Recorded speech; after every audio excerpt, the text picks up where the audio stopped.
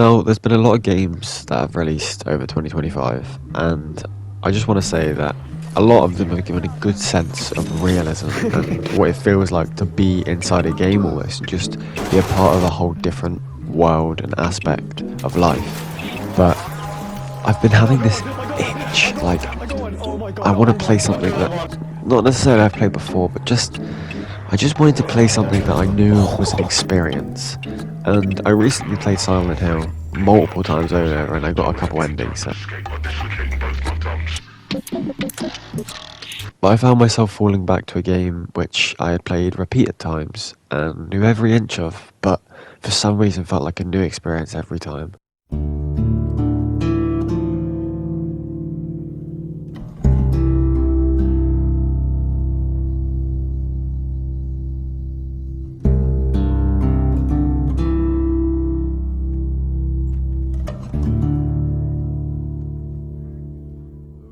Now, this is The Last of Us Part 2. I have never felt more strongly about a game ever before. I've always thought that this game was incredible. Now, I know a lot of people disliked it when it first released, but I feel like if you go into it with an open mind, not thinking about the first game, it's genuinely such a good, creative story. Now, I'm replaying the game, and they've released a chronological order, which I played a little bit of, but I didn't manage to complete. So I thought I'd recreate it and create a video on it, because I've always loved this game, and to play it properly through the story, I just kind of wanted to explain what was going on, what my thought process of what was happening in the situation. I decided to play on hard because I always play this game on normal or easy, just because it's like a quick playthrough, or I want to just replay the game and experience it again, but I thought I'd give myself a challenge this time. Now, before I begin, I do want to say I am literally making this video on my PS5 on Share Factory, so if you don't like it, fair play, don't watch it. I'm only doing this because I really like this game and I wanted to make a video on it, and I feel like no one really talks about it anymore, and it's a very interesting game when it comes to game mechanics, visuals, everything like that. It's incredible. So yeah, again, if you don't like it, don't watch it. Dad? Dad? Now, the game opens with one of the main characters, Abby. Yeah. I will leave a timestamp on screen now, just in case you don't want to watch all like the flashback scenes, because it does kind of show quite a lot of stuff you already kind of know, unless you don't know about the reveal. But if you want to skip to the more violent and fucking zombie infused and actual fun bits, skip to that bit instead of watching all of the talking and cutscenes. Now, you play as Abby to emphasise the death of her father, caused by no other than your man himself.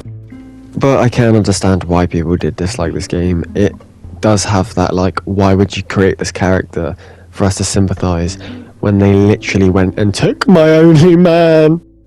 Your task is basically to help this zebra that is tangled in some barbed wire. Now, I don't know how this makes me feel bad for the dad, but oh my god, is that the orphan of Cos? Now, after travelling through a series of little fences and gates, you do come across the zebra. Now, I don't really know what this has to do. I thought I was playing The Last of Us, not a fucking zoo simulator.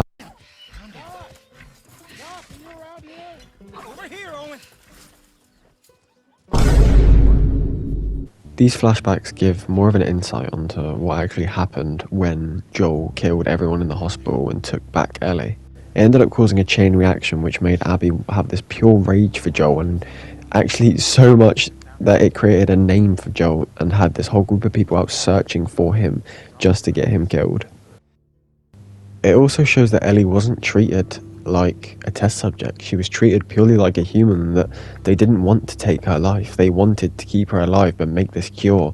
And it seemed like through the Joel's perspective of the first game, it's shown a lot more that he's the saviour and that he's almost taken her out of this, yet it's a lot more humane than that, and they do argue that this is a little girl's life when he's actually fighting, being like, nah, I'm just going to kill everyone and save her instead. At this point, it's obviously trying to make you feel bad for Abby because Joel's just killed her dad and she just walked in and witnessed her dad dead. But at the end of the day, Ellie's now alive and Joel's still alive, so why should we care? So shh.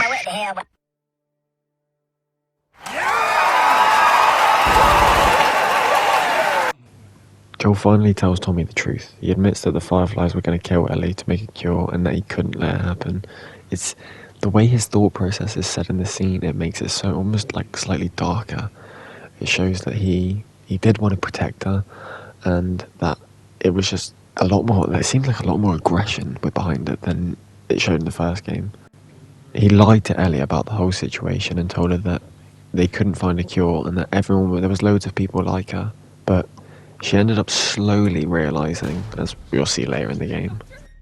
I love the scene because I feel like based off his face, you can tell exactly what's going through his mind, that he's willing to do anything in this moment to make sure that she survives. Also, Tommy's reaction is amazing to the scene. Jesus Christ, Joel.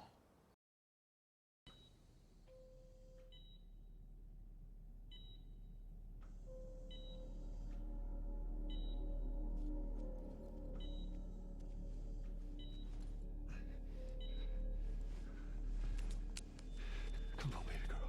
I got you. I got you. Cover the exit. Don't let him get away. I'm sorry if I overuse cutscenes or leave scenes in for too long. I'm just over appreciating, like, it's literally like sitting back and watching a film. I can't even describe the visual mechanics in this game are incredible. When Joel lied to Ellie, it created this disconnect between both of them. Now, moving forward from that, there's always been this slight, like, they don't really like each other anymore moving forward. They don't have the same bond they did in the first game where they had that jokey, sarcastic relationship. It's now getting distant. I just want to say, for an opening to a game, this is one of the most visually stunning openings. Like, you sit back after playing the first game, you sit back, you only get to technically play as the fucking horse in this game because you're not technically playing as Joel, you don't get to play as Joel. I'm not going to tell you why, just in case you haven't seen the game, but you definitely have. I'm not going to tell you why. It's actually quite sad, this scene, because obviously Joel gets attacked by a massive tornado all of a sudden.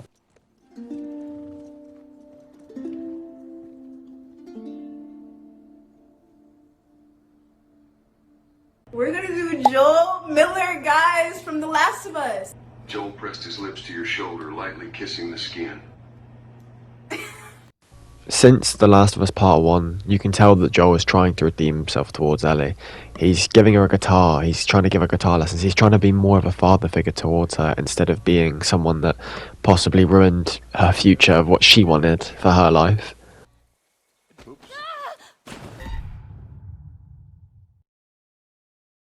I see it. Yeah. Looks like. Holy shit, Joel. Oh my god, it is a dinosaur! As it is. Whoa, whoa, whoa, what are you doing? Don't jump! Ah! Hey! Joel's obviously trying to do better. I feel like he knows he's done something wrong, but I also feel like he'll always think that that was the only way. He does say at one point in the game that he'd do it all over again, which does make me feel like he truly sees Ellie as his daughter now. And the fact that he tries to get the tape for her birthday as well really shows that it's like he's putting in a lot more effort and wanting her to live more of a life than being a fucking vaccine and dying in a hospital. What is this? This is a thing that took a mighty effort to find.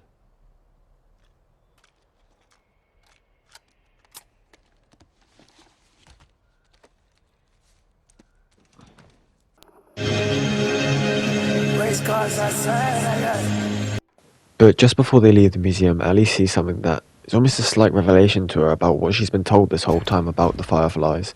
Why would they be called liars if they were trying to help everybody? And if there was multiple people that were immune, how would they still be classed as liars? This anymore, Abby? Owen, I'm serious. I will break up with you. Owen. I always loved you. Now again, I gotta talk about Abby, Owen, and every one of these characters because it's the game, and the game's all the game, the game. Now, you explore through an abandoned aquarium, don't understand how the fish are still alive because it's been God knows how long now, but they use this place as almost a hideout, a place where they can find sanctuary and be away from the WLFs. Look at these drawings. I wonder What what the fuck was that? Obviously, there's not too much to talk about. It's still just the aquarium and basically going around. But there is a note you can find. And if you read this note, it does give an insight to this random skeleton. But I'll give my best impression. I'm taking Max away from here. He can't spend his life locked inside this rotting building. All he'll do is take on your weakness. When the soldiers killed Mum, you just stood there like a coward. What kind of example is that? You should have gotten angry. You should have made them hurt worse than they hurt her. I want to see what it looks like when people are willing to stand up for what they want, when they're willing to make something of their life. The world is harsh, and it's up to us to change it. Only when weak may I carry my true strength. Maybe we'll come back someday. If we do, I hope you're not still sitting in that stupid fucking chair.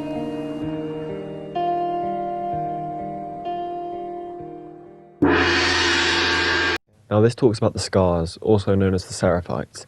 They are a religious cult that follows a woman known as the Prophet. They reject old world technology and mark themselves with facial scars. Known for eerie whistling and their stealthy tactics, they are one of the main enemies in the game.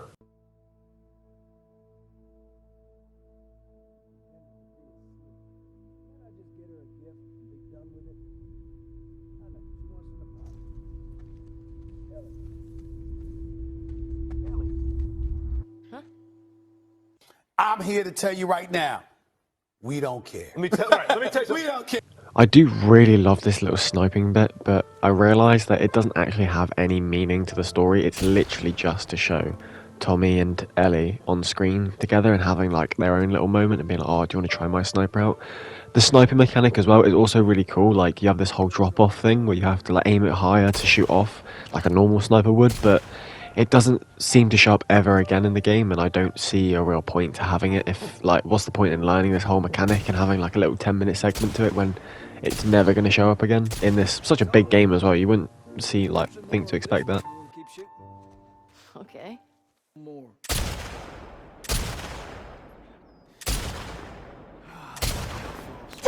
Joel says that Ellie's guitar strings are starting to go, and Tommy mentions that there's a music store in town. So they decide to head into town, but before they do that, they have to cut through an old abandoned, I think it's a hotel, I'm pretty sure. It looks like a hotel anyway. And this is where some zombies come, yay! Well, hello. Huh? Now before we get to the good zombies bit, I just want to say, Ellie is infected. Hey, yo, what the fuck? But she's not actually infected. She's been bitten, she's immune to the virus.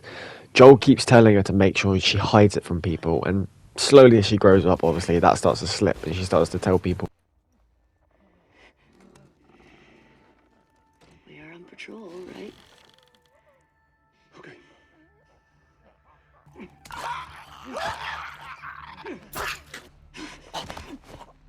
I do kind of like this segment of the game because it kind of brings back that feeling of the first game where you and Joel are taking down zombies together, but you're a lot older, and well, I mean, I guess Joel's still a lot stronger. He's never been not that strong, I guess. Playing this on hard was definitely a lot more of a challenge. There was a lot more zombies coming. The loot, I guess I seemed to be getting quite a lot of loot, but the zombies definitely were a lot harder. I did almost die at one point, but other than that, pretty good segment. So, what do you say we give up on those strings for today?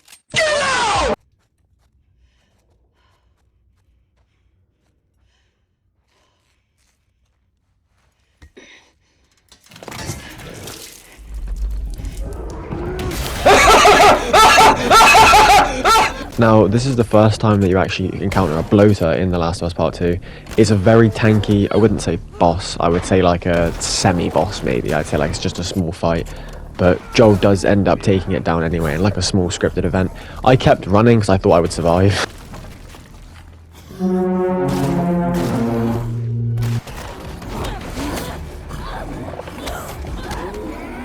Fuck you, kid. You're adopted. Now, Joel and Ellie actually come across the reason why the infected were there. Two teenagers from Jackson that had ran away to try and help people instead of staying cooped up in the town. They ended up getting bitten and both held up in the hotel, planning to end themselves before they become infected. It makes Ellie feel like she's almost at fault for this. She could have been the one to save them. She could have been the one to give out this vaccine, this cure, but instead Joel took that from her. But she doesn't know this. So Joel's just continuing to manipulate her, and they get into this small argument, and he even goes as far as to say this. There was no cure. What do you mean by that? After quite some time passes, Ellie slowly realizes that she's been lied to, and she needs some confirmation to this. She ends up going back to the hospital that she originally was in the first game and trying to look for some answers, slowly coming across a small tape that she finds which reveals quite a lot to her.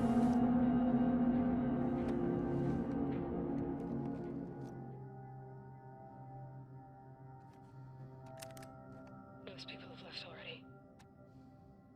I don't know which group I'm gonna join. She finally finds out the truth. I was one of the ones that wanted to go after the smuggler and the girl. When Joel finally finds her, she's broken. There's a disconnect fully between them now.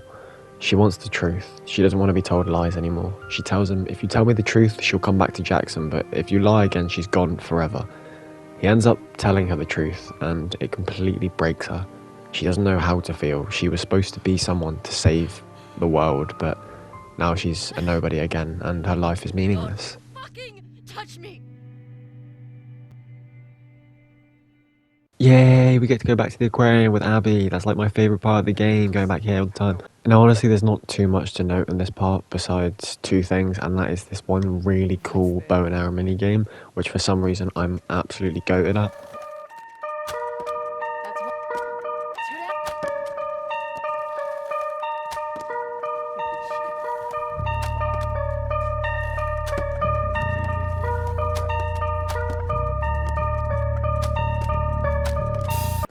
I did it!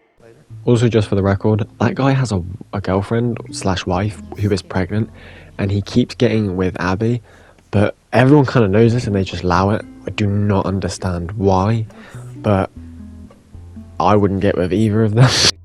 Now, Abby hasn't just come to play with Owen's dick for a little bit. She's come here to tell him that she thinks she knows where Tommy is, which could be a massive lead into finding Joel, which is terrifying because I don't want it to kill him. Now, Owen thinks the mission is way too dangerous, but Abby tells him it's already been cleared by the head commander and that it's ready to go at any point. Everyone's on board, which kind of convinces Owen to come too. This means a lot to her. She wants Joel dead.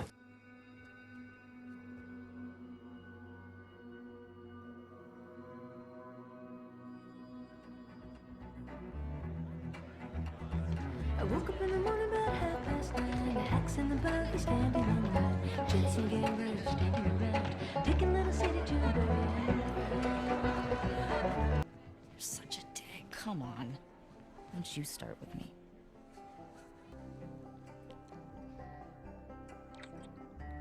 This is a family event. Oh, just what this town needs. Another loudmouth dyke. Get the hell out of here. Get your hands off me. What is wrong with you? Well, don't trust the movies, I guess. And you do? I don't need your fucking help, Joel.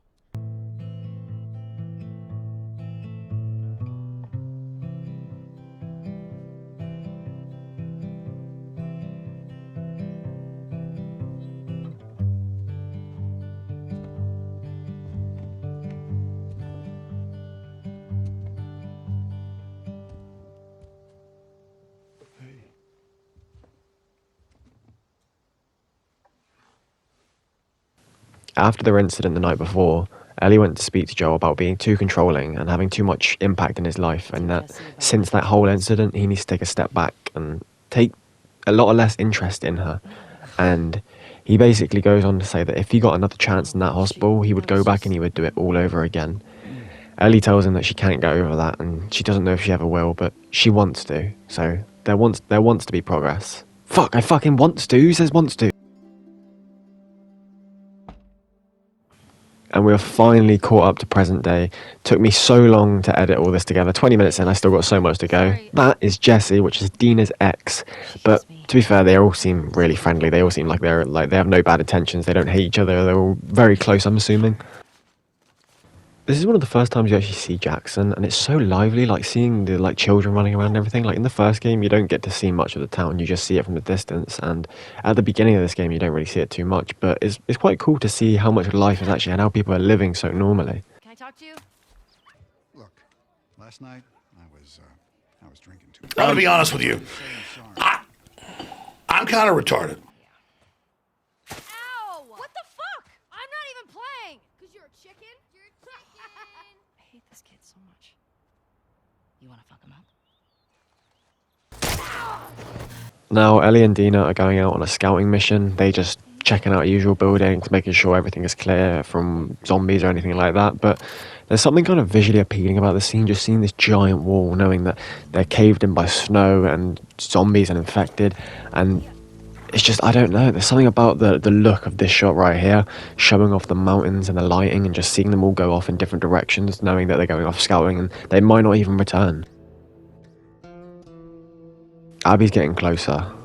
Her and her group have now made it to the mountains, and they're getting closer to Jackson by every waking minute. Abby wakes up to find Owen stood there by the window, fully clothed, ready to go. Now, he says he's been out and that he's found something, that he can't tell her what it is, but she needs to just come with him now. And it turns out to be the town. Abby realises the team might not come with her if they realise it's a whole town. So she decides to go for it herself and ends up finding tracks leading her to these two people. The very person that this game, her luck. How do you get this lucky that you literally like, you're trying to find this man and he just literally appears in front of you like that? In that time, Abby has managed to convince both Joel and Tommy to come back to her base before resupplying and going back to Jackson. Obviously this is just a ploy to get them to go there so that they can kill them. But listen to this next scene. This is my brother. Joe.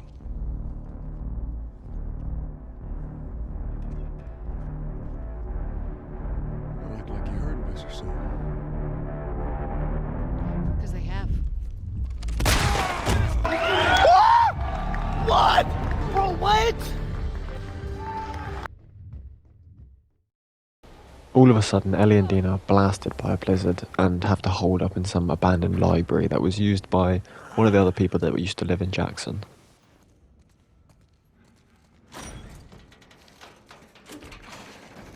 Oh my god. It's weed. Just got faded. Ah-ha-ha. You think it's still good? Does weed go bad? Oh, fuck it. What the fuck? Relax. Totally trapped.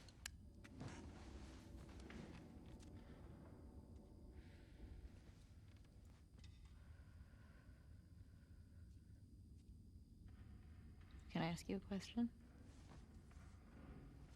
How would you rate our kiss from last night? Bro, that's still gay. No. You're gay. He's gay. I'm not gay.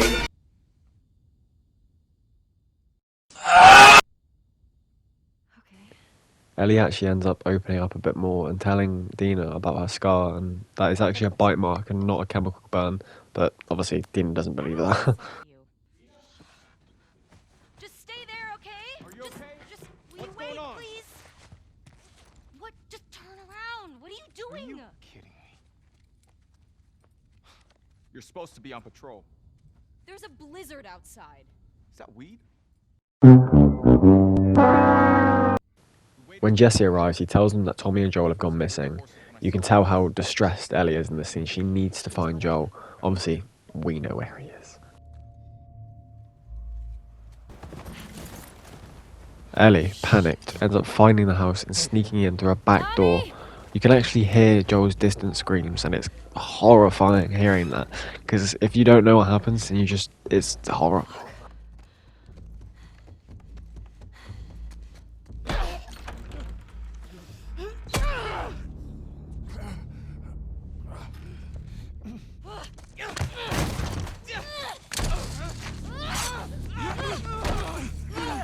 Get her down! Get off me! Get her hands! Get the fuck off me! You got her! Look, you got her! Okay? Now this is where Ellie and Abby first cross paths. I'm not gonna lie, it's not the best first impression. Abby's kind of a bitch. Please don't shoot. Joel, please get up. Fuck!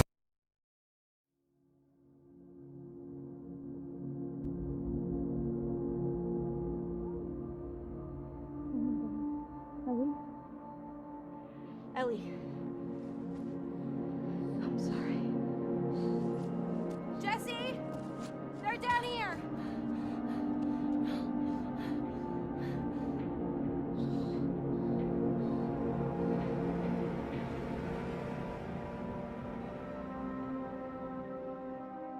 Tommy goes to see Ellie, and you can tell that both of them are buried with rage right now, but they both can't do anything. Maria doesn't want them to go out and destroy what they've built in this town, but Ellie disagrees.